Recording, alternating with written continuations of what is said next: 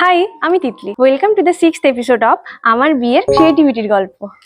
তো আমার বিয়েতে ব্যাকড্রপ ডেকোরেশন করার জন্য এই কুলোগুলো বানানো হয়েছিল।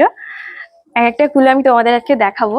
মানে এমন উদ্যোগ নিয়ে আমরা কাজ শুরু করেছিলাম, পারলে প্যান্ডেলটাও আমরাই বানিয়ে নিই আর কি। প্রথমে ভেবেছিলাম যে প্যান্ডেলের একটা সাইডে সেলফি স্পটের জন্য এরকম ব্যাকড্রপ একটা থাকবে আঁকা, তার চারদিকে কুলোকে দিয়ে ডেকোরেশন করা থাকবে।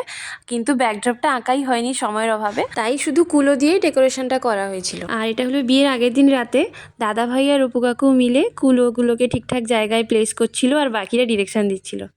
তারপর সকালে উঠে দেখি যারা ফুল টুল দিয়ে সাজাচ্ছিল তারা এরকম কুলোর মুখটুক ঢাকা দিয়ে মোটামুটি এরকম সাজিয়ে দিয়ে গেছে। এবার তোমাদের এক একটা কুলো ভালো করে দেখায় কী কী আঁকা আছে।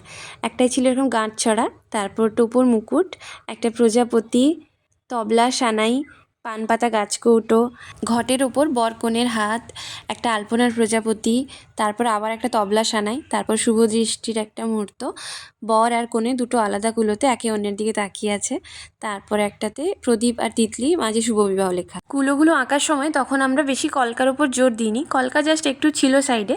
এই ফিগার মোটিভগুলো আর বিয়ের যেসব অবজেক্ট এগুলোর উপরেই বেশি জোর দিয়েছিলাম, যাতে সবার থেকে দেখতে ইউনিক লাগে। তোমরা দেখে জানিও এই কুলো পেন্টিংগুলো তোমাদের কেমন লাগলো আর এই ডেকোরেশনের আইডিয়াটাই বা কেমন।